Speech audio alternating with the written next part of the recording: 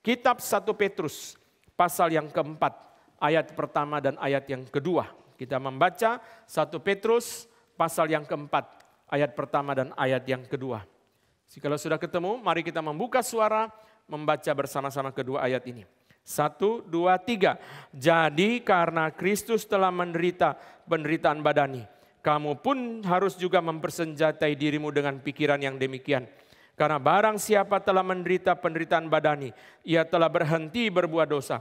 Supaya waktu yang sisa jangan kamu pergunakan menurut keinginan manusia, tetapi menurut kehendak Allah. Mari kita berdoa. Tuhan, dengan syukur kami menyambut saudara-saudara kami yang bergabung di dalam anugerah Tuhan pada pagi hari ini.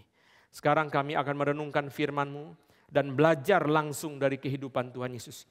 Kiranya kami bersama-sama diberikan anugerah untuk bisa mentaati kehendak Tuhan, khususnya teladan Tuhan Yesus bagi hidup kami. Sertailah hamba-Mu, sebab hidup atau mati Dia adalah milik-Mu. Demikian pula setiap kami yang ada di tempat ini.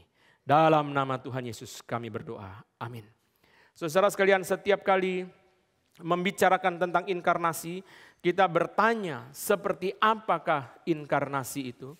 Inkarnis, dari bahasa Latin berarti masuk ke dalam daging. Karnis, lebih tepatnya bukan daging, tetapi a piece of flesh, seonggok daging, sepotong daging. Apa artinya inkarnasi? Tuhan Yesus masuk ke dalam dunia. Allah datang di dalam bentuk manusia, di dalam tubuh manusia sejati yang diberikan tubuh. Apa artinya? Apa maknanya daripada inkarnasi? Lalu kita melihat kepada kehidupan manusia yang di dalam dunia ini dan kita coba menangkap pergumulan yang dihadapi oleh Tuhan Yesus. Seperti pencobaan Tuhan Yesus alami dan sebagainya. Tetapi saudara, sesungguhnya kita juga harus membedakan dari melihat kepada malaikat. Malaikat taat kepada Bapa, malaikat taat kepada kehendak Allah, dan malaikat melayani Tuhan dengan sempurna. Apa bedanya dengan Tuhan Yesus? Saya ulang pertanyaan ini. Malaikat melayani Tuhan dengan sempurna, malaikat taat kepada kehendak Tuhan dengan sempurna. Apa bedanya dengan Tuhan Yesus melayani dan taat kepada kehendak Bapa dalam dunia? Bedanya apa? Malaikat melayani juga sempurna, Tuhan Yesus melayani juga sempurna, malaikat taat juga sempurna, Tuhan Yesus taat juga sempurna. Bedanya apa? Bedanya Tuhan Yesus melayani dan mentaati kehendak Bapa di dalam tubuh dan penderitaan. Itu yang tidak ada pada malaikat. Malaikat tidak melayani dengan tubuh. Malaikat tidak mentaati kehendak Tuhan di dalam penderitaan. Tidak ada. Itu adalah bedanya. Saudara sekalian, maka di sini kita mengerti bahwa dari sini kita menyimpulkan satu kalimat yang bisa kita bolak-balik merupakan salah satu ciri khas daripada inkarnasi. Melayani dengan kasih dalam penderitaan. Mengasihi dalam bentuk pelayanan meskipun menderita. Menderita dalam rangka melayani dan mengasihi dan seterusnya. Ketiga gabungan ini merupakan salah satu ciri khas daripada inkarnasi. Melayani, ada penderitaan, tetapi ada kasih. Waktu dia mengasihi, untuk apa dia mengasihi? Dalam bentuk apa dia mengasihi? Dia mengasihi dalam bentuk pelayanan. Waktu dia mengasihi dan melayani, apakah itu enak? Ada penderitaan. Nah, Petrus menangkap beberapa hal ini dan dia cantumkan di dalam pasal yang keempat. Surat 1 Petrus adalah satu kitab yang sangat-sangat penting, tetapi belum kita khotbahkan di dalam gereja ini. Dan saudara, di dalam 5 pasal daripada surat 1 Petrus, pasal yang keempat adalah pasal yang sangat-sangat penting. Ada banyak sekali kebenaran yang tidak cukup, hanya 3 bagian ini pun saja juga waktunya tidak cukup untuk dikhotbahkan seluruhnya. Saudara sekalian, kita mulai dengan pasal 4 ayat pertama dan ayat kedua. Karena Kristus telah menderita penderitaan badani. Langsung kelihatan di sini suasana inkarnatoris, suasana inkarnasi. Kenapa saudara? Muncul kata daging di dalam bahasa Yunani yaitu sarx, yang dalam bahasa Yunani yang diterjemahkan sebagai badani. Sarx bahasa Yunani sama dengan karnis di dalam bahasa Latin, yaitu atau karnal, yaitu daging. Karena Yesus Kristus telah menderita penderitaan di dalam tubuh. Itu terjemahan yang lain.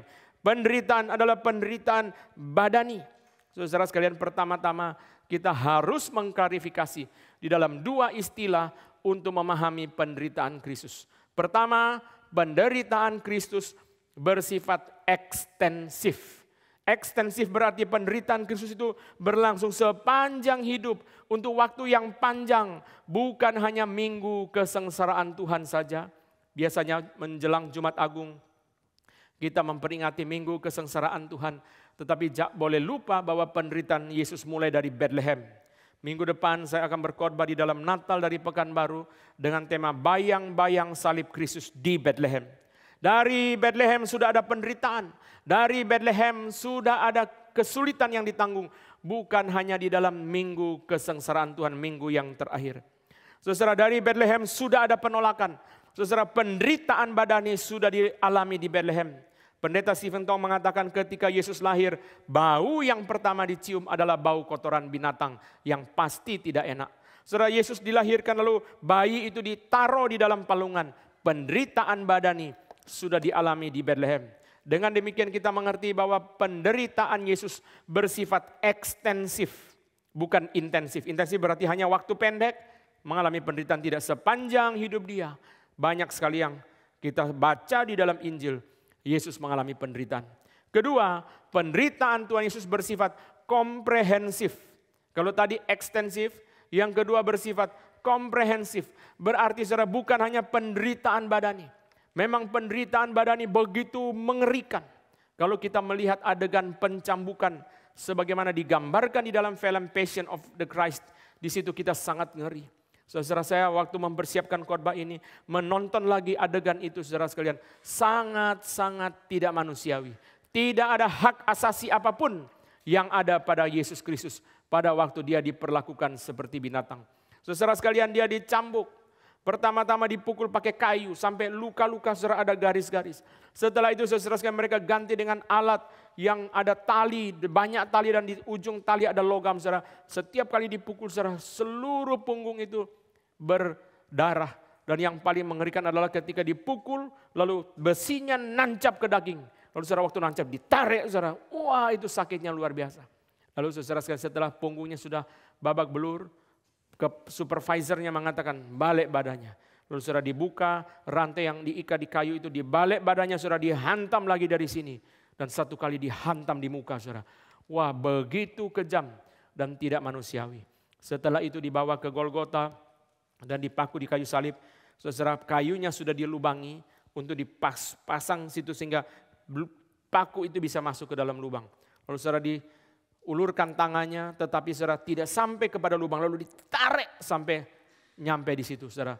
Begitu sakit. Setelah itu saudara sudah dipaku, dibilang sama prajurit, dibalik, saudara, salibnya dibalik. Kepalanya menghadap ke tanah, sakit lagi, saudara. Lalu saudara, setelah itu dibengkokkan. Wah, kita tidak bisa membayangkan penderitaan badani yang Tuhan Yesus alami. Saudara sekalian, tetapi kita harus mengerti bahwa penderitaan Tuhan Yesus bersifat komprehensif. Berarti bukan hanya penderitaan jasmani. Ada penderitaan rohani, yaitu terutama murka Allah yang ditimpakan kepada dia untuk menggantikan saudara dan saya. Di situ kita mengerti penderitaan Yesus bersifat banyak aspek, bersifat multi aspek demi menggantikan saudara dan saya. Saudara sekalian, penderitaan badani adalah satu aspek dari seluruh penderitaan Yesus. Dan kita mau melihat 4 arti dari penderitaan badani yang dialami oleh Tuhan Yesus. Pertama, penderitaan badani menunjukkan bahwa manusia setelah jatuh dalam dosa, tubuhnya mengalami penderitaan.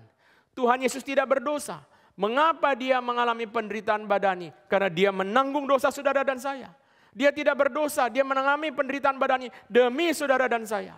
Penderitaan badani adalah penderitaan yang terjadi sejak Adam dan Hawa jatuh di dalam dosa. Tuhan mengutuk Adam dan Hawa dan berkata, kamu dengan susah payah mencari rezeki. Kamu dengan sakit penyakit, melahirkan. Pria susah payah, menderita, mencari rezeki. Wanita dengan susah payah mengandung dan melahirkan. Saudara, dua-duanya ada penderitaan badani. Saudara, ada penderitaan badani. Saudara sekalian, orang mengatakan bahwa yang di bawah itu kerjanya dengan susah payah bekerja secara fisik untuk memperoleh penghasilan. Tapi yang di atas mungkin tidak bekerja secara fisik, dalam pengertian dia tidak pikul karung, dia tidak pikul besi, tetapi saudara sekalian dia dengan otak yang sangat sulit memikul beban.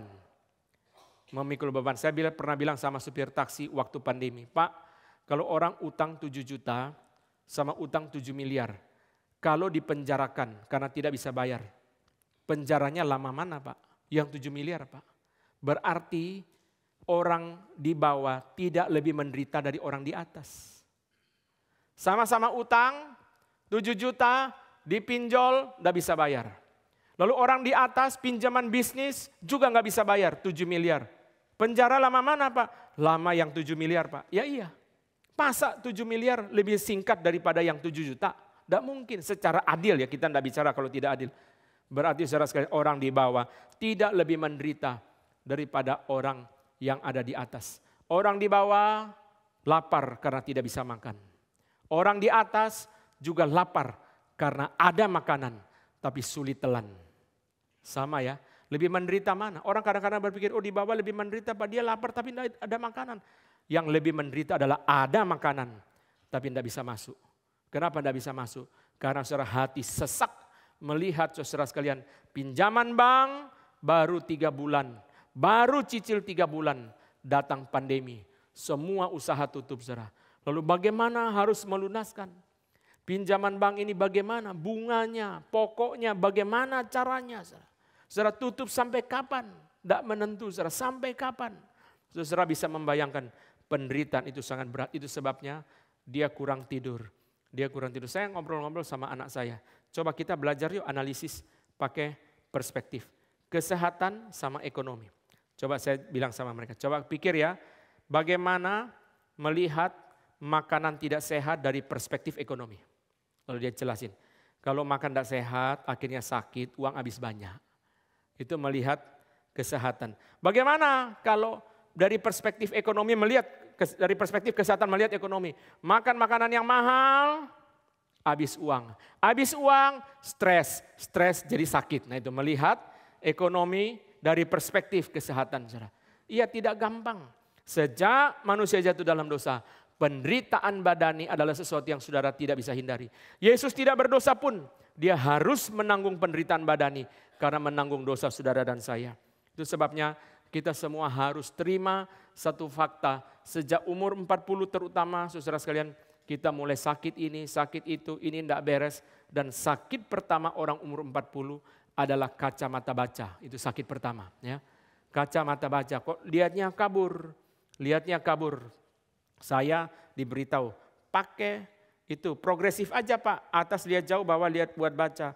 Saya bilang pusing, saya sudah coba di tempat kacamata pusing, nanti nyetir bahaya. Jadi bagaimana? Pakai 2 kacamata, ini kacamata lihat jauh, di rumah ada kacamata baca. Akibatnya apa?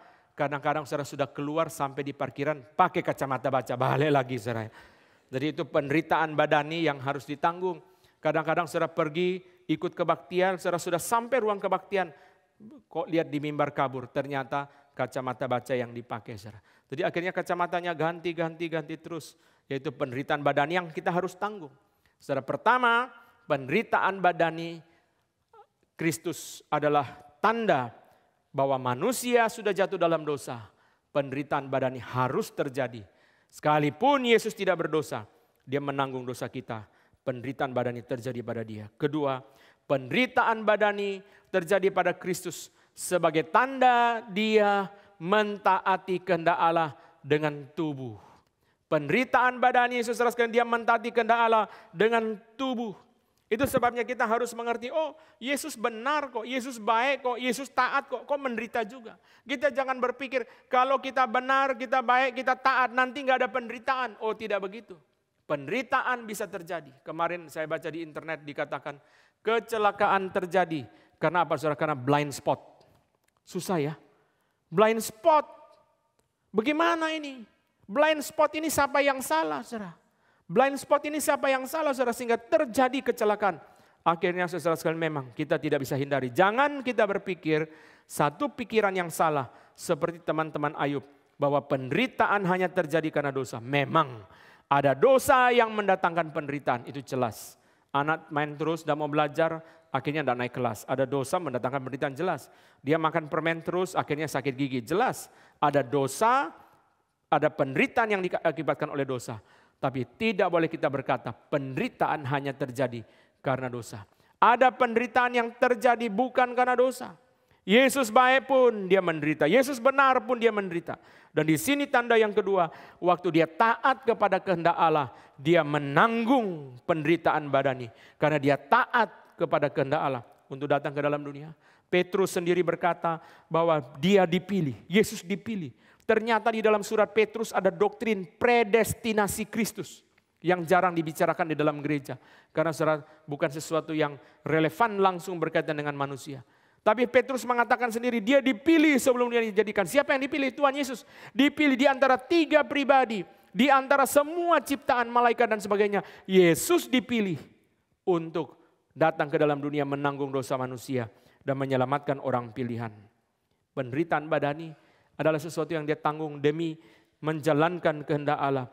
Dia harus tanggung penderitaan badani. Ketiga, penderitaan badani di dalam kehidupan Yesus terutama berkaitan dengan penyaliban. 1 Petrus 2 ayat 24 berkata, ia sendiri telah memikul dosa kita di dalam tubuhnya di kayu salib, supaya kita yang telah mati terhadap dosa hidup untuk kebenaran. Yesus sendiri telah memikul dosa kita di dalam tubuhnya. Jelas sekali, penderitaan badani berkaitan dengan apa, saudara? Berkaitan dengan dia memikul dosa kita di dalam tubuhnya di kayu salib. Berarti saudara, kematian di kayu salib, penderitaan yang ada di kayu salib bukan hanya berkaitan saudara dengan urusan Romawi, tetapi berkaitan saudara dengan murka Allah yang ditimpakan kepada Yesus demi menggantikan saudara dan saya. Penderitaan badani pertama, inilah fakta manusia sudah jatuh dalam dosa. Penderitaan badani kedua, dalam rangka ketaatan dia kepada kehendak Allah. Berbeda dengan malaikat yang tidak pakai tubuh, dia pakai tubuh. Waktu kita mentaati kehendak Allah dengan tubuh, penderitaan badani pasti terjadi. Itu sebabnya saudara mau melayani, ada penderitaan badani. Saudara mau pergi ke penjara, melayani di penjara, ada penderitaan badani. Saudara ikut KKR regional, ada penderitaan badani. Saudara melayani kebaktian hari Minggu, ada penderitaan badani. Kebaktian jam 10, pelayan harus datang 9.30. Berarti harus berangkat lebih pagi. Berarti hari itu harus diubah caranya, persiapan segalanya supaya 9.30 sudah sampai di gereja. Hitung perjalanan dari rumah berapa, anak-anak mandi dan sebagainya. Penderitaan badani terjadi dalam rangka kita mentaati kehendak Allah seperti Kristus. Ketiga, penderitaan badani berkaitan dengan Yesus memikul dosa kita di dalam tubuhnya di kayu salib. Memang Tuhan mengatur demikian. Keempat, penderitaan badani berkaitan dengan satu hal yang harus senantiasa kita ingat. Penderitaan badani Tuhan Yesus menggantikan penderitaan badani yang harusnya kita tanggung di dalam neraka. Di dalam firman Tuhan dalam Injil mengatakan saudara sekalian, yang masuk neraka bukan hanya jiwa tetapi tubuh. Takutlah kepada Dia yang berkuasa membinasakan baik jiwa maupun tubuh di dalam neraka. Yang masuk neraka bukan hanya jiwa tetapi juga tubuh. Tubuh juga. Jadi orang-orang fasik ketika masuk ke dalam neraka mengalami api yang tidak bisa padam, ulat yang tidak bisa mati, kegelapan yang sangat gelap, ratap tangis, dan kertakan gigi. Semua penderitaan itu yang tidak kita bahas hari ini. Jangan lupa Yesus tanggung itu di dalam dunia demi saudara dan saya tidak menanggung penderitaan badani. Penderitaan badani Tuhan Yesus menggantikan penderitaan badani yang harusnya saudara dan saya tanggung di dalam neraka. Dia menderita dan mati supaya kita tidak menderita dan mati kekal di dalam neraka. Saudara, itu sebabnya Petrus berkata di dalam 1 Petrus 4 ayat pertama, jadi karena Kristus telah menderita penderitaan badani, kamu pun harus mempersenjatai dirimu dengan pikiran yang demikian. Yesus sudah menderita penderitaan badani, kamu harus punya pikiran yang sama. Apa pikiran yang sama? Kamu harus sadar bahwa kamu juga siap untuk menderita. Kamu juga harus siap untuk menderita. Itu sebabnya saudara, hati inkarnasi yang pertama adalah hati yang rela menderita. Hati yang bersiap untuk menderita. Oh Tuhan, saya hidup benar, saya tidak mau penderitaan, tapi saya mau hidup benar. Tidak bisa, kamu hidup benar, hidup baik, taat kepada Tuhan pun harus bersiap untuk menderita. Karen Jobs menjelaskan konteks surat Petrus sangat gampang bagi kita untuk mengerti. Saudara, dia mengatakan Petrus menulis surat kepada orang-orang Kristen di pendatang yang ada di kota-kota, di daerah-daerah lain, terutama kepada mereka yang baru jadi orang Kristen. Orang Kristen, kamu pikir jadi orang Kristen nanti enak? Saya beritahu kepada kamu, Yesus sudah menderita penderitaan badani. Kamu juga harus siap. Bersiaplah. Kenapa? Karena kamu hidup di dalam dunia Romawi, Yunani Romawi, yang cara hidup mereka, gaya hidup mereka berbeda dengan cara hidup dan gaya hidup kamu. Mereka suka gladiator penuh kekerasan. Kita tidak mau, kita bilang kasihilah musuhmu. Mereka suka seks bebas. Kita tidak mau, kita bilang seks hanya ada dalam pernikahan yang suci. Seks itu suci. Banyak hal yang kamu tidak bisa terima dari cara pandang orang Romawi dan Yunani. Apalagi kamu tidak membakar dupa untuk kaisar, berarti kamu harus siap, kamu mempunyai pandangan yang berbeda, kamu harus menanggung penderitaan. Saudara, pasal 4 ayat 1 mengajar kepada kita, seorang menjadi orang percaya harus mempunyai hati yang rela menderita.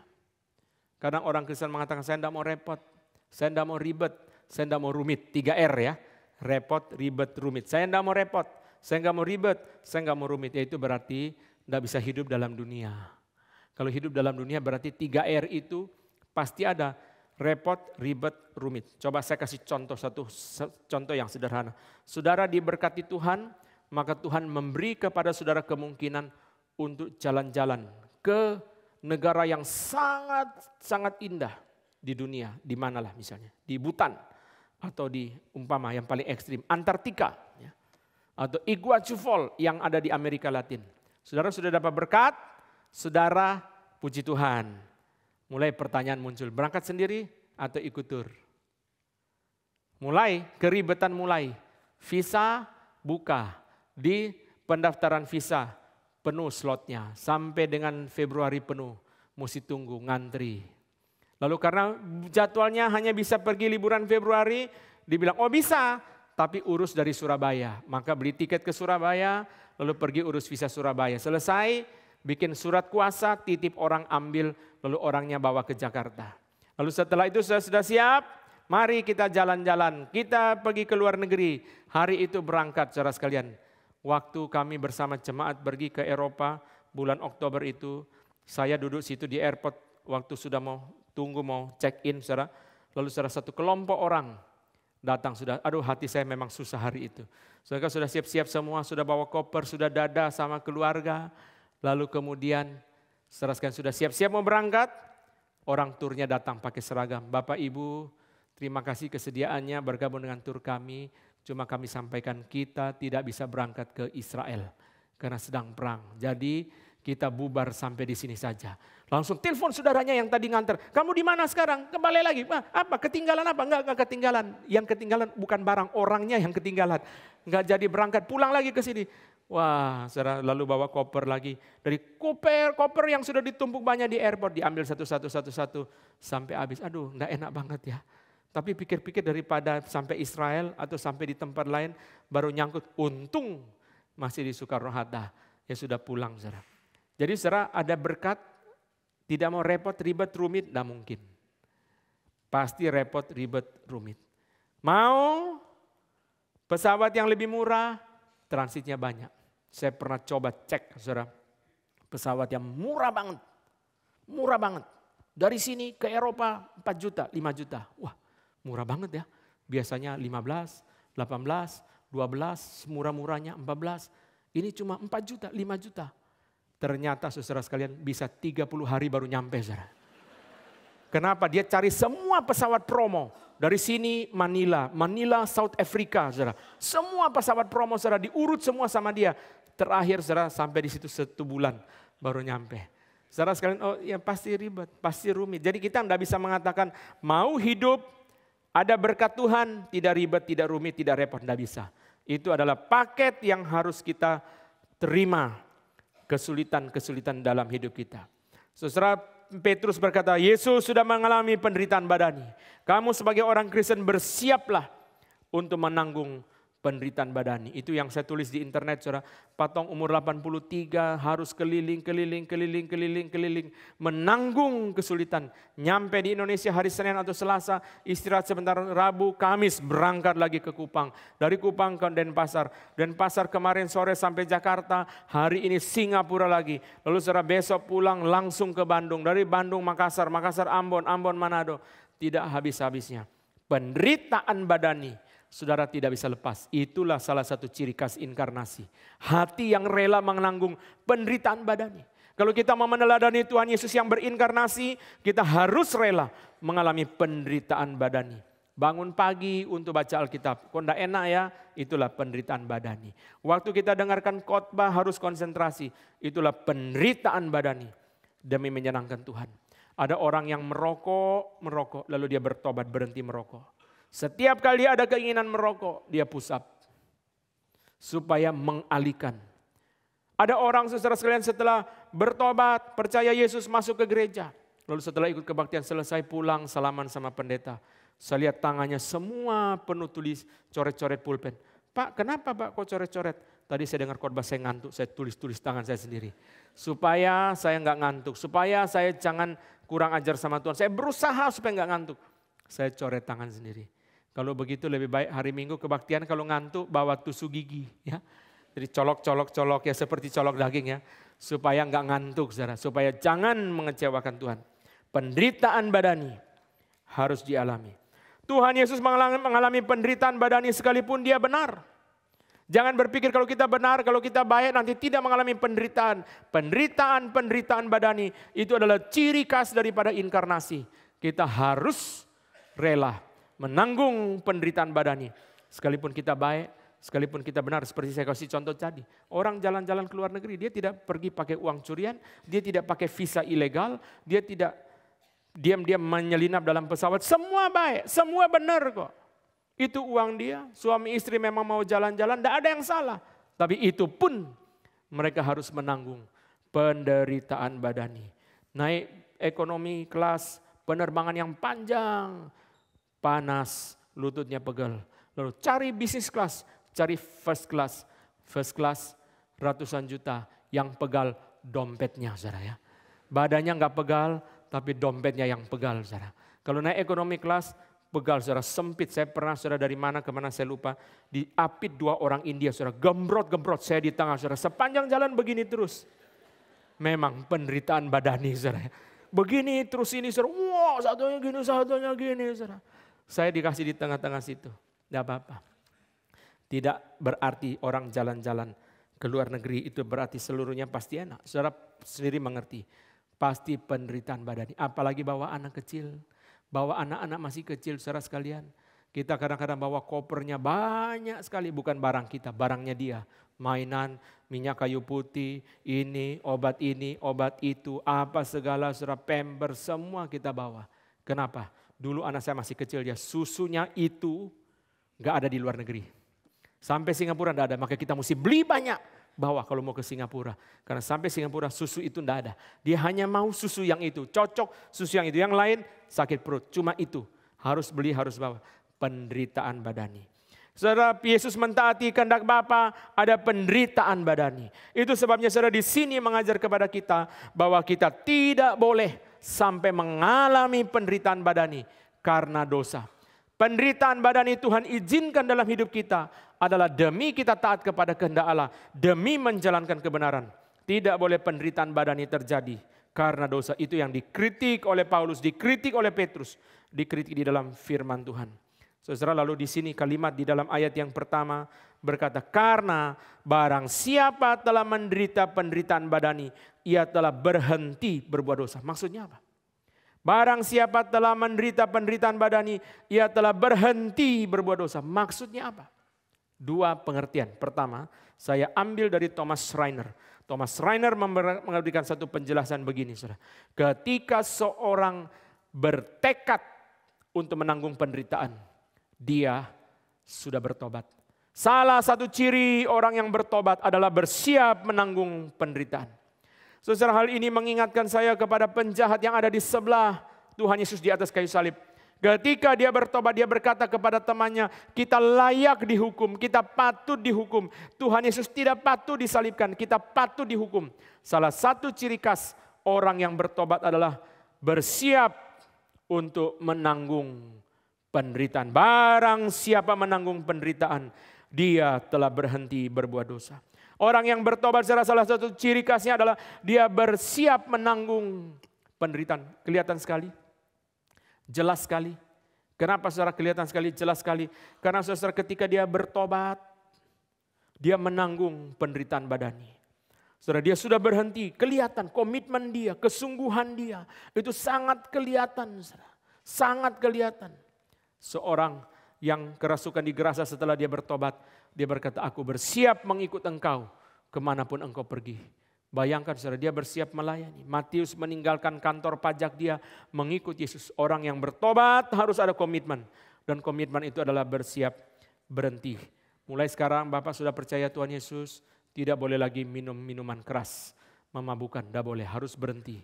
Saudara, dia harus tahan dirinya setiap kali ada keinginan. Kamu sudah bertobat, kamu harus bersiap menanggung penderitaan. Maka waktu kita melihat orang menderita, kita tahu di situ dia sudah sungguh-sungguh bertobat. Ini, saya perhatikan kalimat ini. Ini merupakan salah satu daya tarik paling powerful di dalam gereja mula-mula. Kalau saudara dengarkan Instagram kemarin dari gereja kita, saudara posting tentang daya tarik gereja yang sangat menarik.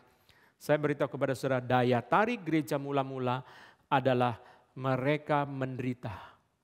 Di seluruh dunia, gereja yang menderita merupakan daya tarik yang paling powerful. Kenapa saudara? Orang mikir, kalau Yesus tidak benar, kok dia mau menderita sampai begitu rupa? Dia digempur, ditombak, ditusuk, tetap tidak mau menyangkal Yesus. Berarti Yesus ini luar biasa. Penderitaan, kalau kemarin saya bicara di dalam Instagram itu, pertobatan saudara, penderitaan itu. Penderitaan saudara sering kali menjadi daya tarik yang luar biasa. Dia percaya Yesus, semua keluarga bukan Kristen. Keluarga menghina dia, memaki dia, tetap tidak goyah, tetap percaya kepada Yesus. Keluarga jadi mikir, kok bisa ya ada orang seperti begini. Keyakinan yang dia pegang tuh keyakinan apa sih, kok dia rela menderita sampai begitu rupa. Maka orang itu mulai mikir, oh kalau begini saya mau coba dengar apa yang dia percaya. Ini pengertian pertama. Pengertian yang kedua, saudara perhatikan. Providensi Allah dan firman Allah bekerja sama di dalam pengudusan. Saya ulang kalimat ini. Providensi Allah dan firman Allah bekerja sama di dalam pengudusan orang percaya. Mari kita baca satu ayat yang kita hafal. Mari kita hafal Mazmur 119 ayat 71. Mazmur 119 ayat 71. Mari kita hafal. 1, 2, 3. Bahwa tertindas itu baik bagiku, supaya aku belajar ketetapan-ketetapanmu. Sekali lagi, bahwa tertindas itu baik bagiku, supaya aku belajar ketetapan-ketetapanmu. Mari kita hafal dengan lokasinya. 1, 2, 3. Mazmur 119 ayat 71. Bahwa tertindas itu baik bagiku, supaya aku belajar ketetapan-ketetapanmu. Bahwa menderita itu baik bagiku. Bahwa menderita diizinkan oleh Tuhan. Di dalam providensi Tuhan, di dalam pengaturan Tuhan, Tuhan izinkan penderitaan. Itu baik bagiku supaya apa? Supaya di dalam penderitaan aku belajar firman. Aku belajar untuk taat kepada firman. Aku belajar untuk bertobat dari dosa dan taat kepada firman. Tertindas itu baik bagiku, supaya aku belajar firman-Mu. Menderita itu baik bagiku, supaya aku belajar firman-Mu. Demikian kata Mazmur 119 ayat 71. Kadang-kadang Tuhan izinkan penderitaan. Dari penderitaan itu kita evaluasi diri. Kita merenungkan, oh baru kita ketemu. Ada dosa-dosa tertentu yang kita tidak sadari selama ini. Terutama yang paling sering kali terjadi. Dosa kesombongan. Dosa kesombongan adalah penyebab paling utama Tuhan memukul orang percaya, mendisiplin orang percaya. Dosa kesombongan adalah alasan paling utama Tuhan mendisiplin orang percaya.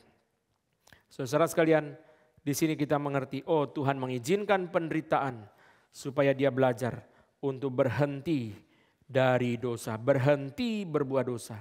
Dia mendrami penderitaan badani, dia merenungkan firman Tuhan, dia mengevaluasi diri, lalu sekarang dia berhenti berbuat dosa. Maka ayat yang kedua berkata, Saudara 1 Petrus 4 ayat kedua berkata, supaya waktu yang sisa jangan kamu pergunakan menurut keinginan manusia, tetapi menurut kehendak Allah.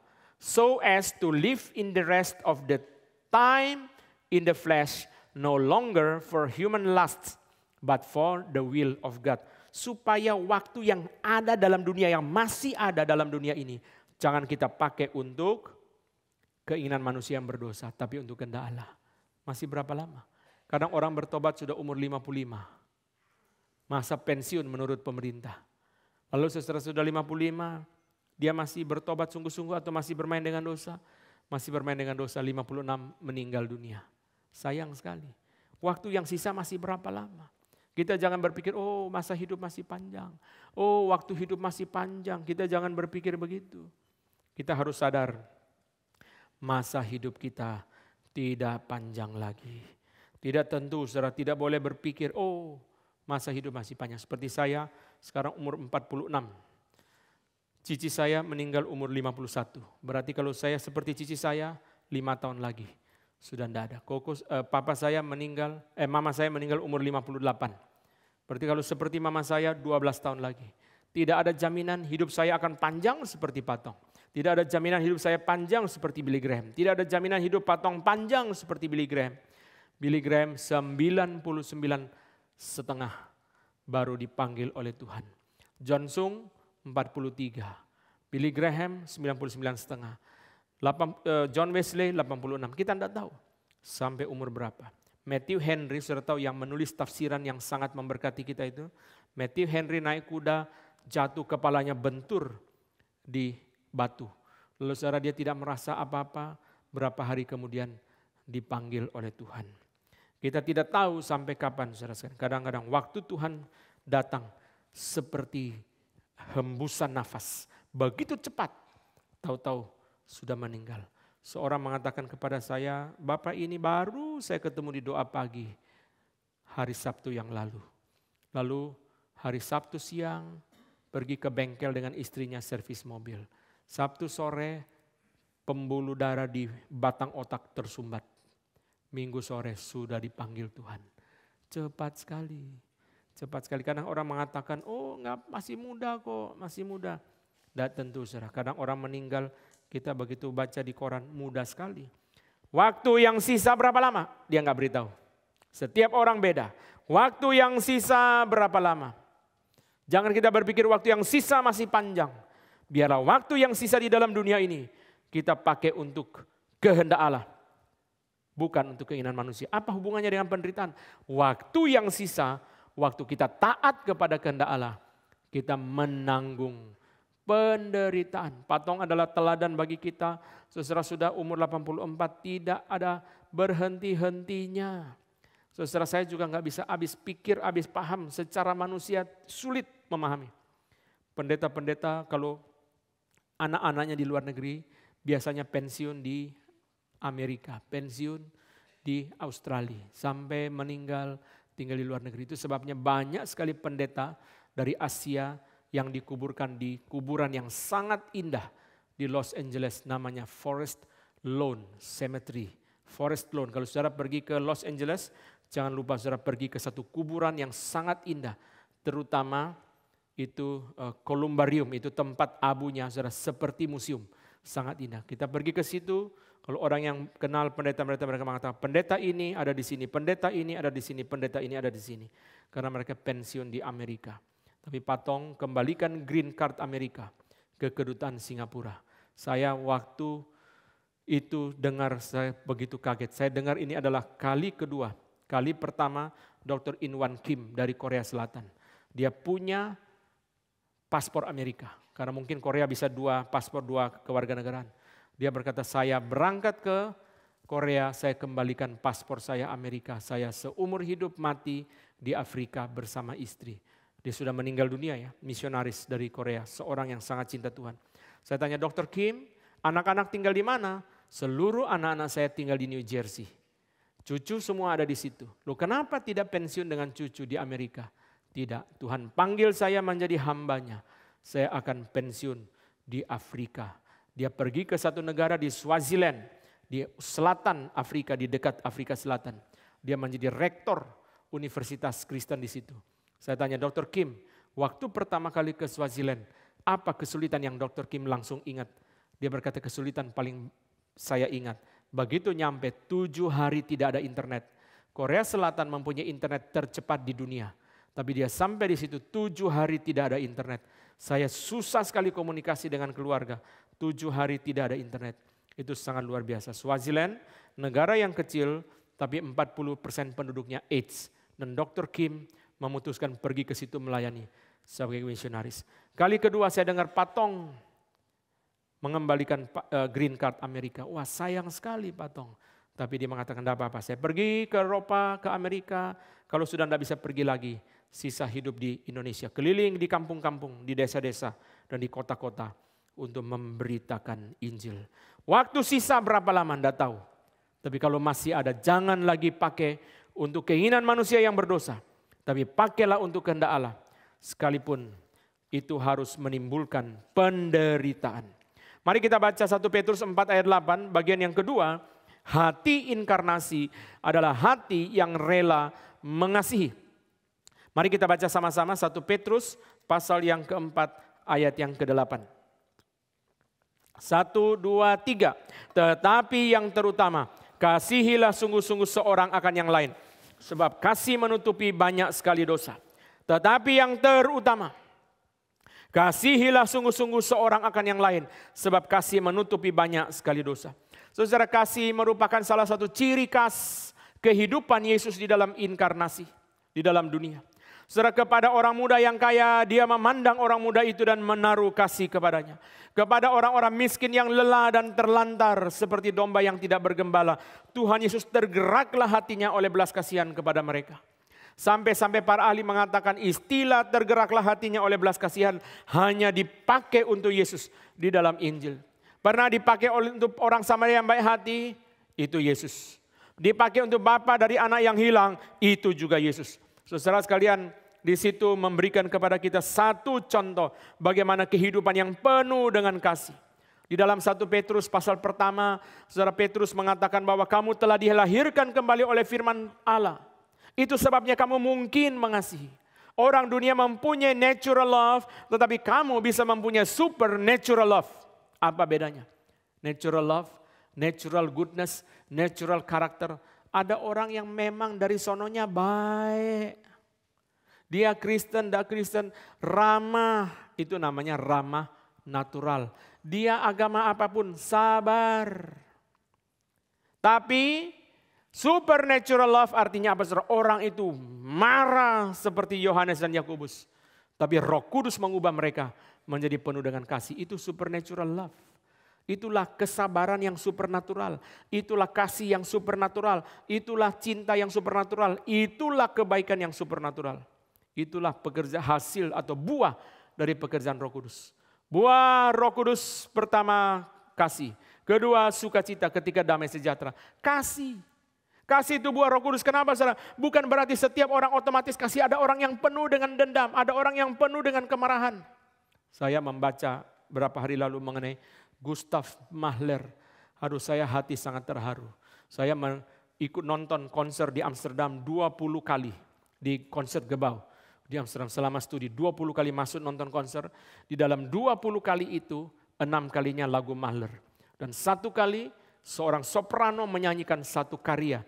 Namanya Kinder Toten Lieder. Lagu-lagu tentang kematian anak-anak. Mahler punya 11 saudara meninggal. Lalu saudara sekalian anak perempuan dia juga meninggal. Dan kemudian saudara dia menyukai seorang bernama Ruckert, orang Jerman yang juga anak-anaknya meninggal. Ruckert menulis puisi tentang kematian anak-anak. Dan itu dijadikan lagu oleh Mahler. Saudara, lalu penulis mengatakan saudara, Mahler adalah seorang yang sakit kepala sepanjang hidup. Ini kali kedua saya dengar orang seperti ini. Pertama Mahler, kedua Luther. Sama-sama Jadi saudara kalau namanya di belakang awas saudara. Jangan-jangan sakit kepala sepanjang hidup. Dua orang ini sakit kepala sepanjang hidup. Dan dua-duanya punya ciri yang sama. Suka marah. Mahler, saudara sekalian, dibenci oleh semua musikus. Dibenci oleh semua pemain orkestra. Dibenci oleh semua penyanyi. Kenapa saudara? Kalau dia yang kondak, dia yang memimpin, saudara maki-maki terus. Suka marah, suka maki-maki, saudara sekalian. Kasar, emosional, itu Mahler. Karena dia sakit kepala sepanjang hidup. Tapi semua penonton cinta dia. Kenapa saudara? Menghasilkan musik yang perfect. Musikus tidak terima. Gila ya dia kalau latihan kita dimaki terus sama dia. Kita digempur terus sama dia. Tapi hasilnya setiap kali konser semua musikus senang. Saudara dikatakan oleh penulis hidup Mahler seperti tarik tambang. Ke sini, ke sana. Itu yang bikin dia sakit kepala terus. Kenapa saudara sekalian? Karena saudara sekalian dia di tengah-tengah dua tarikan. Dia ingin menjadi komponis, tulis lagu. Tapi mulut yaitu perut suruh dia harus jadi konduktor. Kamu jadi komponis, istrimu tidak makan. Kamu tidak ada makanan. Kamu harus jadi konduktor, kerja. Dia menjadi konduktor di Vienna State Opera. Dan salah satu pukulan yang paling besar dalam hidup dia. Dia dipecat oleh Vienna State Opera setelah dikritik habis-habisan di koran selama berminggu-minggu. Akhirnya dia dipecat. Saya percaya saudara musikus memang saudara semua tidak senang sama dia. Kenapa saudara sekalian? Sudah diperlakukan seperti itu saudara sangat tidak enak. Tapi hari ini saudara tanya semua musikus sangat kagum kepada Mahler. Itu sebabnya dari 20 kali konser di Belanda yang saya nonton, 6 kalinya Mahler saudara. Terakhir saya dengan keluarga pergi nonton konser saudara. 2 karya Beethoven 5, Mahler 1, simfoni. Begitu saudara break, masuk Mahler 1, penonton tambah 40%. Kenapa? Orang Belanda tidak mau dengar lagi Beethoven 5. Sudah bosen. Dari bayi sudah dengar mungkin 200 kali saudara. Jadi sudah mau. Begitu Mahler keluar langsung rame. Konser hall langsung penuh. Orang nonton Mahler sangat besar. Saudara Mahler melewati hidup yang sungguh-sungguh sangat-sangat tidak mudah. Saudara sekalian penuh dengan kemarahan. Nah, kalau dia orang percaya Tuhan, Roh Kudus mengubah dia menjadi orang yang penuh dengan kasih. Itu luar biasa. Loh kenapa Pak Luther kok marah-marah? Kan Luther orang percaya. Luther marah-marah. Ada perlunya. Karena dia dipakai Tuhan untuk menggempur Katolik. Kalau dia orang yang terlalu ramah, ajaran Katolik tidak digempur oleh dia. Calvin orang yang tenang. Maka Calvin membangun teologi dengan baik. Luther orang yang keras. Kata John Frame, diperlukan Luther untuk konfrontasi ajaran yang salah. Diperlukan Calvin untuk konsolidasi ajaran yang benar. Dan orang-orang yang meneruskan. Kita tidak membahas ini. Saudara sekalian, kasih tetapi yang terutama. Petrus mengatakan yang terutama berarti apa? Banyak hal yang penting, tetapi yang paling penting adalah kasih. Seolah-olah Petrus sedang mengulang kalimat yang diucapkan oleh Paulus dalam 1 Korintus 13. Demikianlah tinggal ketiga hal ini, yaitu iman, pengharapan, dan kasih. Yang paling besar diantaranya ialah kasih. Tahun depan kita akan mengadakan pemilihan penatua, diakan, diakones. Berapapun seorang fasih di dalam pelayanan, pintar di dalam pelayanan, bagus di dalam pelayanan. Tapi kalau dia tidak ada kasih, tidak berkenan kepada Tuhan. Saudara sekalian, Paulus berkata dalam 1 Korintus 13. Sekalipun aku berkata-kata dengan semua bahasa dan semua bahasa malaikat. Tapi jikalau aku tidak ada kasih, aku sama dengan gong yang berkumandang dan canang yang gemerincing. Aku punya karunia bernubuat, mengetahui segala rahasia. Memiliki iman yang bisa pindahkan gunung. Bayangkan, memiliki iman yang bisa pindahkan gunung. Tapi jikalau aku tidak punya kasih, aku tidak berguna. Sekalipun aku menyerahkan segala sesuatu untuk dipersembahkan, termasuk menyerahkan tubuhku untuk dibakar. Kalau aku tidak punya kasih percuma. Ritualnya bagus, ada kasih enggak? Pelayanannya bagus, ada kasih enggak? Pendeta pinter, ada kasih enggak? Orangnya bicaranya hebat sekali. Tapi kalau hidupnya tidak penuh dengan kasih, dia tidak seperti Kristus. Petrus berkata yang terutama adalah kasih. Karena Kristus yang berinkarnasi penuh dengan kasih, penuh dengan kasih. Itu sebabnya saudara yang harus saudara doakan dari orang-orang yang akan dipilih untuk melayani tahun depan supaya mereka penuh dengan kasih. Kita lebih gampang memilih orang yang pintar pelayanan, yang fasih berbicara, yang menarik bagi kita, tetapi dia penuh dengan kasih atau tidak. Ini sangat berbahaya. Saudara sekalian, itu yang firman Tuhan baik Paulus maupun Petrus memberikan penekanan yang sama. Tetapi yang terutama ialah kasih memang. Di dalam dunia yang berdosa kita tidak bisa menemukan kasih. Di dalam dunia yang berdosa mungkin ada natural love. Mungkin ada secara superficial love. Kasih yang ada kepentingan. Tapi kasih yang tulus, yang murni. Itu harus keluar dari orang percaya yang bersaksi kepada dunia, inilah kasih. Untuk apa kita hebat di mata dunia, tetapi tidak penuh dengan kasih. Lalu gereja harus bersaksi seperti apa lagi kepada dunia. Petrus mengatakan, tetapi yang terutama kasihilah sungguh-sungguh seorang akan yang lain. Sekali lagi kalau kita melihat konteks dari surat Petrus, kita jangan lupa saudara, konteksnya adalah penderitaan. Di dalam penderitaan saudara, mereka minoritas, mereka mengalami penganiayaan, mereka mengalami penderitaan. Saudara bayangkan kalau mereka tidak saling mengasihi, semakin habis kekuatan mereka. Kasih yang membuat mereka bertahan. Dua orang tidak saling menyukai satu sama lain. Dua teman atau dua saudara saling membenci satu sama lain. Sampai entah bagaimana ceritanya, dua-duanya tinggal di satu kota kecil yang sama di pedalaman Rusia. Langsung saling mengasihi enggak? Langsung saling mengasihi. Pertama udah mau ngomong-ngomong, pertama udah mau nyapa-nyapa, lama-lama tanya minyak anginnya masih ada enggak? Nah, boleh titip enggak kalau pulang ke Indonesia? Lama-lama jadi saudara. Jadi saudara, orang yang paling bertikai di Indonesia mesti dipindahkan dua-duanya tinggal di Siberia, saudara. Langsung saling mengasihi. Saudara, tidak ada pilihan lain. Kamu tidak punya siapa-siapa di sini kecuali dia. Suka nggak suka kamu harus terima dia. Suka tidak suka kamu harus terima dia. Karena kamu berada di tempat yang jauh. Kamu capek ngomong bahasa Rusia terus. Kecuali kamu pergi ke rumah dia dan ngomong bahasa Indonesia. Atau kalau dari satu daerah ngomong bahasa Batak. Wah asik sekali ya. Seperti di Bali G, asik sekali ya. Kamu tidak suka sama dia. Mau tidak mau harus berkumpul dengan dia. Saudara sekalian, di dalam konteks penderitaan, saudara, setiap kelebihan melengkapi kekurangan orang lain. Itu sebabnya Petrus berkata, kasihilah sungguh-sungguh seorang akan yang lain. Setiap kelebihan melengkapi kekurangan orang lain. Setiap kelebihan seorang melengkapi kekurangan orang lain. Itulah yang harus kita jalankan. Kasih. Kasih. Kalau tidak ada kasih sangat berbahaya. Saudara, Petrus mengatakan kasihilah sungguh-sungguh. Istilah sungguh-sungguh kurang tepat. Kalau kita lihat Yunaninya lebih tepat diterjemahkan kasih yang bernyala-nyala. Karen Jobs mengatakan kasih yang bernyala-nyala, yang tidak pudar karena kesulitan dan tidak pudar karena dosa. Kasih yang tetap bernyala, kesulitan juga dia tetap mengasihi. Saudara, kesulitan tetap mengasihi, ada kekurangan dia tetap mengasihi. Kadang-kadang kita tidak menemukan itu di dalam kekristenan. Saudara, orang Kristen bisa menjadi saudara sangat keras. Petrus mengatakan kasih menutupi banyak sekali dosa. Maksudnya apa? Kasih menutupi banyak sekali dosa maksudnya saudara. Bukan kasih itu jadi dosa disembunyikan terus, bukan saudara. Melalui kasih itu saudara sekalian, dosa itu lama-lama dihapus. Karena kasih saudara, akhirnya apa saudara? Akhirnya saudara, pelan-pelan dia sabar. Sepasang orang tua punya anak yang udah beres, buang gampang gak? Tinggal cari aja panti asuhan, taruh di situ, gampang kan? Tapi bukan itu yang mengubah dunia.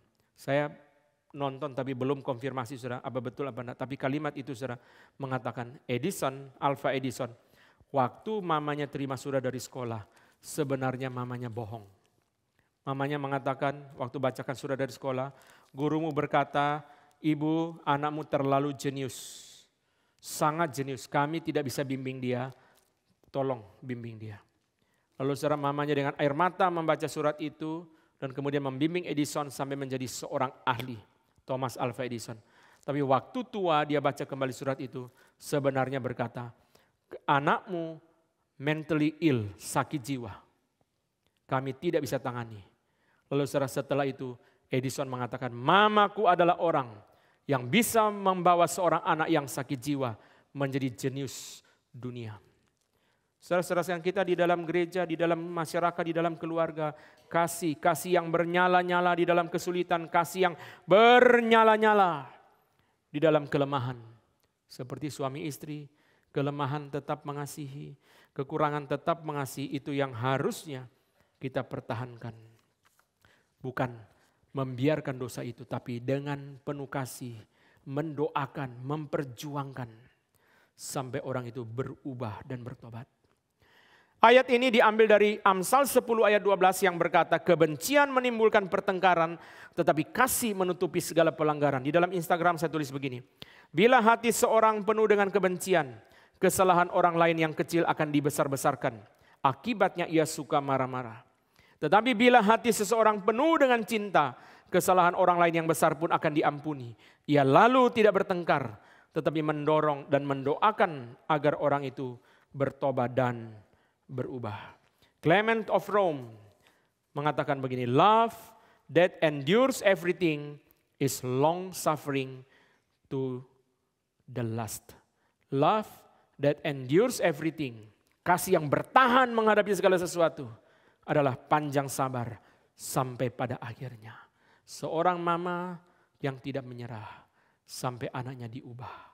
Seorang papa yang tidak membenci sampai anaknya diubah. Itu yang mengubah dunia. Bukan seorang yang anak salah dihantam, digempur, diusir, tidak menghasilkan apa-apa. Saudara, inilah kasih. Yang terakhir 1 Petrus 4 ayat 10. Mari kita lihat. 1 Petrus 4 ayat yang ke-10. Mari kita baca sama-sama. 1 Petrus pasal keempat ayat 10. 1, 2, 3. Layanilah seorang akan yang lain, sesuai dengan karunia yang telah diperoleh tiap-tiap orang, sebagai pengurus yang baik dari kasih karunia Allah. Kristus menderita, Kristus mengasihi, tapi juga Kristus melayani. Karena anak manusia datang bukan untuk dilayani, tetapi untuk melayani dan memberi nyawanya menjadi tebusan bagi banyak orang. Pelayanan adalah salah satu ciri khas dari inkarnasi. Yesus berkhotbah, melayani melalui berkhotbah, dia melayani melalui menyembuhkan, melayani melalui memberi makan banyak orang. Dia melayani melalui begitu banyak pekerjaan pelayanan yang dikerjakan, termasuk dia melayani melalui mengampuni, melayani melalui menyembuhkan telinga Malkus, dan seterusnya. Saudara, inkarnasi salah satu cirinya adalah melayani. Itu sebabnya hati inkarnasi, selain hati yang rela menderita, hati yang rela mengasihi, hati yang rela melayani. Saudara perhatikan, Petrus berkata, sesuai dengan kasih karunia yang diperoleh tiap-tiap orang. Setiap orang percaya sudah dipersiapkan oleh Tuhan dengan anugerah yang melimpah untuk dia melayani. Tidak ada orang percaya yang tidak diberi anugerah untuk melayani. Saya tidak bisa nyanyi, mungkin bisa ngatur sound system. Saya tidak bisa nyanyi, tidak bisa ngatur sound system, mungkin bisa bagian yang lain. Ada banyak bagian di dalam tubuh Kristus, di mana orang yang diberi anugerah itu bisa melayani. Kadang-kadang kita keliling-keliling ngobrol-ngobrol dengan jemaat, ketemu, oh ini, oh bisa desain, oh saya main cello, oh apa, saya main flute, saya main ini, oh apa, main apa. Oh bisa begitu banyak bakat talenta yang Tuhan berikan untuk Tuhan pakai. Saudara perhatikan, Tuhan tidak tuntut melayani kepada orang yang tidak diberi anugerah. Semua yang Tuhan tuntut, Tuhan sudah persiapkan dengan anugerah. Tugas kita apa? Sadari, kenali. Sadari anugerah dalam hidupku, kenali anugerah dalam hidupku, sadari anugerah dalam hidup orang lain, kenali anugerah dalam hidup orang lain. Kita sadari, kita kenali atau tidak? Saya pernah berkhotbah di satu retret dengan seorang pendeta yang akhirnya saya sesali seumur hidup. Yaitu apa, saudara? Saya belum pernah lagi ketemu orang itu. Pendeta itu pernah 28 tahun merupakan anggota saksi Yehova. Wah, kalau tahu gitu saya nanya-nanya sama dia, bagaimana dia bisa keluar. Orang kalau sudah masuk ajaran sesat sulit keluar. Dia 28 tahun di saksi Yehova. Akhirnya keluar dan akhirnya menjadi seorang pendeta. Saya tertarik sekali, tapi waktu itu saya tidak tahu. Seringkali seperti itu ya, kita tidak sadar, kita tidak kenali. Apabila semuanya telah berlalu, yang tertinggal hanyalah kepahitan dan penderitaan. Biasanya seperti itu. Seperti seorang pria naksir seorang gadis. Dia sudah doa-doa tapi tidak berani ngomong. Karena dia minder. Nanti kalau ditolak hidup saya jadi berkeping-keping. Ya. Kalau gini enggak usahlah, biarin aja deh. Saya enggak mau ngomong, biarin aja. Sampai sudah lama, mereka sudah berkeluarga masing-masing, sudah menikah sudah lama. Suatu hari kumpul-kumpul, saudara, ada suaminya si perempuan itu, ada istrinya si laki ini. Mereka ngomong lalu si perempuan, terus terang ya, dulu saya tunggu-tunggu kamu. Saya juga naksir kamu, saya juga doakan kamu. Cuma kan enggak mungkin saya yang ngomong, saya tunggu-tunggu. Kamu kok enggak maju, kamu kok enggak mendekati. Kira-kira reaksinya si pria bagaimana? Wah sayang ya, berani begitu ada istrinya saudara ya. Maksud kamu apa? Hah? Kamu enggak senang sama saya? Wah, jadi dia harus dengan pikiran yang sangat mendalam dan sangat hati-hati memberikan respon yang salah, menimbulkan pertengkaran rumah tangga yang tak usai-usai saudara. Jadi bagaimana? Oh gitu ya, oh masa? Wah enggak apa-apa lah, sudah ya dia lebih tenang. Tapi dalam hati salah dulu ya. Biasa penyesalan selalu datang terlambat. Kenapa saudara sekalian? Kadang-kadang saudara kita tidak bisa melihat itu. Tidak menemukan orang yang diberikan oleh Tuhan satu bakat, satu potensi. Yang kita lihat saudara mungkin kekurangan dia, atau yang kita lihat mungkin dia orang yang seperti biasa. Kadang-kadang saudara yang kita ngomong sama orang ya, sesuatu hal misalnya apa, ekonomi gitu, ngomong-ngomong sama orang. Kita nggak tahu dia sangat jago ekonomi. Kita ngomong-ngomong, ya dia juga rendah hati, dia juga nggak pamer-pamer, dia diam-diam aja saudara. Setelah itu kita nonton analisis ekonomi di TV. Hah? Yang tiap hari saya ngomong, saya jelas-jelasin ekonomi saya seperti saya hebat-hebat aja ya. Ternyata dia paling jago. Aduh malu ya, lain kali nggak boleh seperti ini. Ternyata dia sangat jago. Saudara sekalian, itu yang harus kita lakukan. Temukan anugerah, kenali anugerah pada orang lain. Supaya kita pakai. Untuk apa? Petrus mengatakan pakai itu untuk melayani seorang akan yang lain. Semua anugerah yang diberi di dalam diri orang percaya, pakai pertama-tama di dalam gereja. Pakai pertama-tama di dalam tubuh Kristus. Paulus berkata, pakailah untuk membangun jemaat. Anugerah-anugerah itu dipakai untuk pekerjaan Tuhan. Dipakai untuk pekerjaan Tuhan. Jadi kalau saudara-saudara sekalian ada berkat-berkat tertentu, saudara ngomong kepada pengurus, nanti tahun depan ada penatua, diakones. Saudara tidak pamer, saudara tidak sombong. Saudara dengan rendah hati, dengan jujur mengatakan, saya ada diberikan berkat Tuhan ini. Bagaimana bisa saya pakai untuk menjadi berkat? Coba saudara tanya. Itu baik saudara. Jangan saudara malu masa nyodor-nyodorin diri, masa pamer-pamer. Bukan. Kalau saudara tidak memberitahu, kami tidak tahu. Sayang sekali berkat Tuhan itu berlalu begitu saja. Pakai itu, layanilah seorang dengan yang lain. Pakailah itu, serving each other, serving one another. Pakailah itu untuk membangun jemaat. Jadi pertama, setiap orang sudah diberi anugerah. Temukan anugerah dalam hidupmu apa. Kedua, kalau sudah ketemu, doakan, minta Tuhan kuduskan, dan Tuhan pakai untuk memberkati orang lain. Pendeta Stephen Tong mengatakan salah satu tanda pelayanan dibuka di dalam satu gereja adalah orang sudah ada. Kalau gereja jemaatnya 50, semuanya nyanyinya fales, jangan buka paduan suara. Nanti menimbulkan penderitaan yang lebih hebat bagi jemaat yang hadir. Karena nyanyinya kok satu utara, satu selatan, timur, barat, saudara, nyanyinya seperti hakim-hakim. Setiap orang melakukan apa yang dia pandang benar. Jangan. Kalau ada sebanyak 50 orang, ada 15 yang bisa menyanyi dengan benar. Kita latih mereka masuk paduan suara.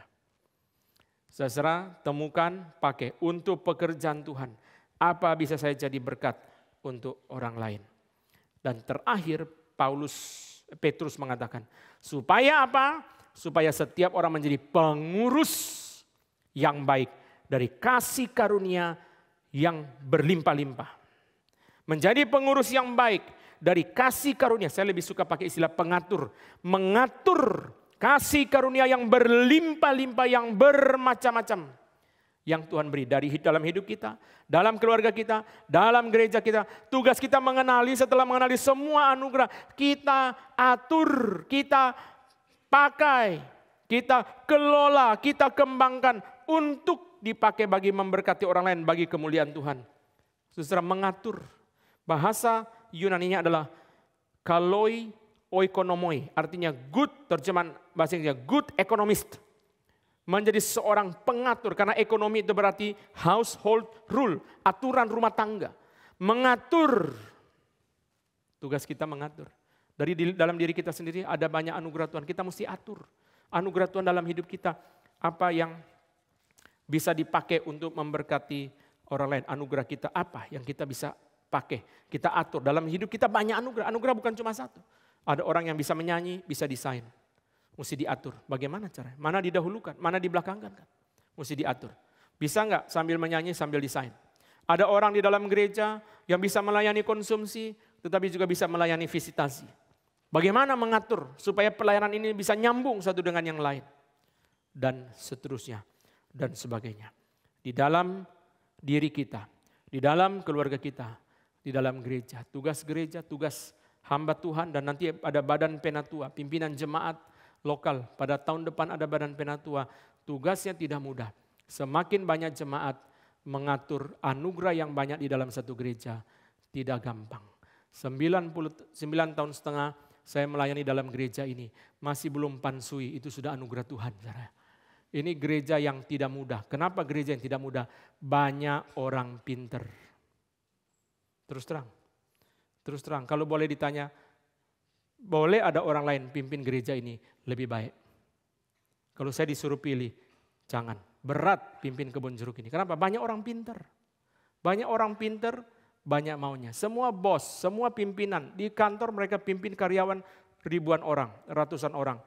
Lalu sekarang masuk ke gereja, ngaturnya tidak gampang. 3 orang, semua pinter dalam satu bidang. Puji Tuhan. Di dalam bidang ini ada 3 orang yang pinter-pinter. Kita kumpulkan mereka melayani dalam satu bidang. Akhirnya, hasil akhirnya apa? 3-3 berantem terus. Kenapa? Ini enggak bisa, ini enggak bisa, enggak bisa. Ini yang satu bilang 2-2 enggak bisa. Bagaimana? Enggak gampang, saudara ya. Enggak gampang. Saudara, di dalam satu gereja hanya satu yang pinter. Akhirnya dia yang melayani. Kenapa? Cuma dia doang. Tapi dia kelelahan karena bola-balik dia terus sampai kelelahan. Maka dia berdoa, Tuhan kalau bisa jangan cuma satu yang pinter pelayanan. Ada 3-4 yang pinter. Akhirnya Tuhan kasih 3-4 yang pinter. Setelah berantem dia doa lagi, Tuhan kalau bisa jangan 3-4-1 aja Tuhan. Itu mirip orang naik perahu sama orang di pulau. Yang naik perahu mengatakan enak ya, yang di pulau berkata enak ya, yang naik perahu. Sama saudara ya. Sama, tidak gampang saudara, tidak gampang. Gereja yang banyak orang pintar, banyak orang hebat, bukan sesuatu yang gampang. Saudara sekalian, setiap orang seperti pusat, saudara tanya siapa saja mau jadi gembala pusat. Saya percaya tidak ada satu pendeta angkat tangan gantikan Pak Tong. Kenapa? Karena 1 bulan maintenance-nya 1,5 miliar. Kalau jemaat berkurang, persembahan tidak masuk. Dari mana saudara? Tidak gampang. Gereja besar tidak gampang. Banyak pendeta ditanya minta gereja kecil. Kenapa saudara? Kalau gereja kecil tidak berkembang, ya tidak apa-apa. Dikasih gereja besar, saudara pikir dia senang. Kalau gara-gara saya masuk jemaat tinggal separuh, bagaimana? Tidak gampang. Saudara kadang-kadang kita pikir, melayani bisa Tuhan kirim jemaat begini. Tidak gampang. Tuhan tidak kirim susah, Tuhan kirim juga susah. Mengatur semua itu. Maka saudara sekalian nanti sebelum pemilihan tahun depan, doa berlutut di rumah baik-baik. Jangan sembarang coblos. Seperti pemilihan umum, saudara lihat di poster mana, coblos aja. Atau saking jengkel sama dia, coblos ya. Jangan saudara. Karena ini orang-orang yang akan melayani di dalam gereja, menjadi pimpinan jemaat kita, menjadi badan pengurus jemaat, badan pimpinan jemaat. Kita harus doakan dengan sungguh-sungguh. Supaya Tuhan bangkitkan orang yang baik melayani di dalam gereja yang diberikan banyak berkat oleh Tuhan. Yang harus kita doakan satu hal adalah Tuhan berkat itu jangan berlalu. Sampai satu titik, saya perhatikan selama puluhan tahun melayani ini. Kadang-kadang ada gereja-gereja tertentu, Tuhan tutup berkatnya. Sisa berjalan gereja itu tidak lagi berkembang, tidak lagi penting. Saat itu terjadi, banyak orang menyesal. Itu harus kita doakan baik-baik. Saudara jangan pikir gereja diberkati terus, tidak. Kadang-kadang kita masuk ke satu gereja, saudara pendeta siapapun datang, tidak nambah 1 orang, yang ada orang keluar. Panggil pendeta yang paling bagus. Sudah khotbah mati-matian, sudah penggembalaan mati-matian, sudah ngatur mati-matian. Jemaat tidak nambah, orang keluar. Kurangnya apa? Kalau kita di sinode dilapori kita sampai sakit kepala, salahnya di mana? Kok nggak bisa berkembang? Karena Tuhan tidak lagi beri kesempatan. Tuhan seolah-olah berkata kepada gereja itu, your time is over. Your time is over. Your time is finished.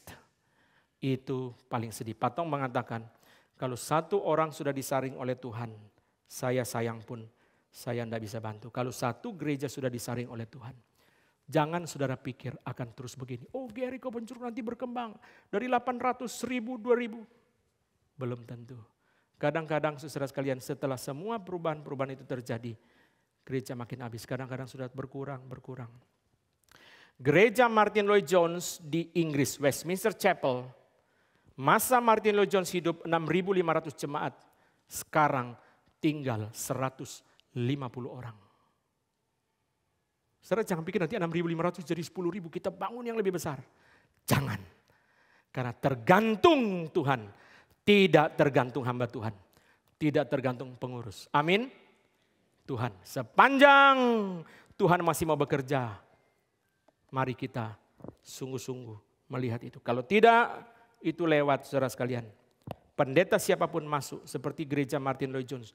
Pendeta siapapun datang, sulit kembali seperti masa itu. Akhirnya saudara dari Martin Lloyd-Jones ganti kepada satu orang lagi saudara sekalian. Yaitu Artie Kendall. Artie Kendall penerus kedua seperti Martin Lloyd-Jones. Gereja itu menjadi karismatik total. Dan terima Toronto Blessing. Terima ketawa-ketawa roh sepanjang kebaktian ketawa terus menjadi kacau luar biasa. Habis jemaatnya. Saudara sekalian, itu sesuatu yang sangat-sangat menyedihkan kalau kita membaca sejarah. Oh Tuhan, janganlah tinggalkan kami. Sampai kapan Tuhan masih membelas kasihan bagi gereja ini? Setiap orang dengan gentar termasuk saya. Tuhan, janganlah menutup pintumu. Janganlah memalingkan wajahmu kepada gereja ini. Karena tidak gampang menangani gereja yang sangat banyak orang yang sangat pintar. Mari kita bangkit berdiri, kita masuk ke dalam doa. Mari kita akhiri dengan doa Bapa kami. Bapa kami yang di sorga, dikuduskanlah namamu, datanglah kerajaanmu, jadilah kehendak-Mu di bumi seperti di sorga.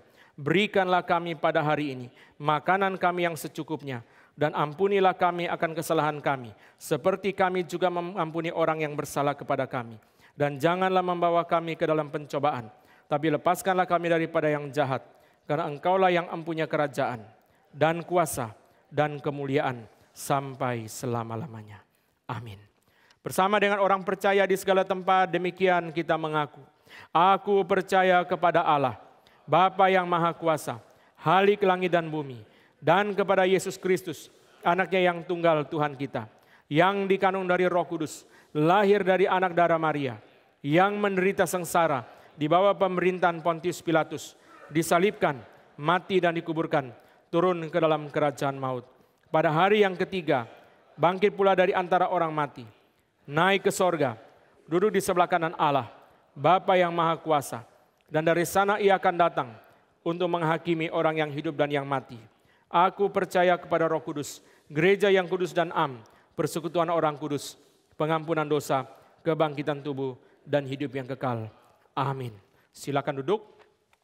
Saudara, nanti setelah kebaktian, Bapak Ibu dengan hormat bisa menghampiri saudara-saudara kita, memberikan salam kepada mereka, menyambut mereka di dalam gereja kita, dan jangan lupa mendoakan mereka. Pendeta Stephen Tong setelah KKR di Eropa langsung melanjutkan dengan KKR Natal, dimulai di Kupang pada hari Kamis yang lalu dengan kira-kira 7.300 orang yang hadir di dalam KKR Natal yang pertama. Kita bersyukur Tuhan memberkati kebaktian di satu daerah Kristen yang sangat perlu firman untuk menjaga orang-orang Kristen tidak pindah ke agama Islam terutama. Yang kedua, setelah dari Kupang pindah ke Denpasar, hari besoknya mereka sudah mempersiapkan kursi kira-kira 3.000 lebih. Tetapi hujan dari sore terus hujan dan hujan deras sehingga yang hadir kira-kira 1.000 lebih. Tetapi Tuhan menyertai sehingga mereka tidak pulang. Harap Tuhan memberkati kebaktian-kebaktian di tempat-tempat yang sulit. Saudara sekalian, kemarin sudah diadakan PA Natal untuk PA pemuda dan remaja dan mahasiswa pada hari Sabtu yang kemarin. Kita mengucap syukur kepada Tuhan, ada 200 anak-anak yang dikumpulkan seperti kita doakan dalam Sabtu pagi kemarin. Kiranya Tuhan bekerja di dalam diri mereka. Saudara sekalian, hari Sabtu yang akan datang, Natal untuk pasangan suami istri. Anak-anak pemuda remaja sudah Natal, sekarang pasangan suami istri, bukan hanya PA yang couple dan PA wanita, tapi juga Bapak Ibu yang suami istri kami undang untuk datang di dalam Natal pada hari Sabtu akan datang yang dipimpin oleh Pendeta Calvin dengan tema Damai bagi Keluarga. Hari Sabtu yang akan datang. Hari Kamis kita akan berdoa untuk orang-orang tua yang memperingati Natal dalam kesendirian. Kami undang Bapak Ibu bergabung melalui Zoom. Kita akan bersama-sama berdoa untuk mereka. Kiranya Tuhan memelihara mereka, menyertai mereka di dalam masa tua yang penuh dengan kesendirian. Tanggal 17 kita akan memperingati Natal dalam kebaktian gabungan. Saudara sekalian, tema kali ini adalah perkataan Tuhan Yesus. Yang ku kehendaki ialah belas kasihan.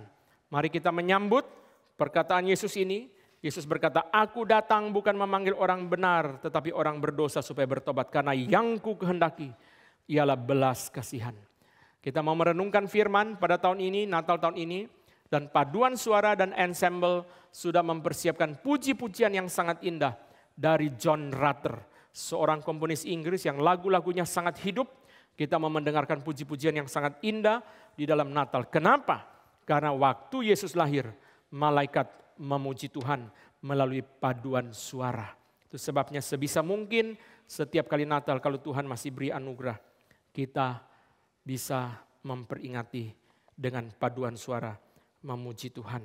Mari kita mengajak teman-teman kita ke dalam berbagai kegiatan Natal di dalam minggu-minggu yang akan datang ini. Kita undang mereka untuk bersama-sama memperingati kelahiran Tuhan Yesus.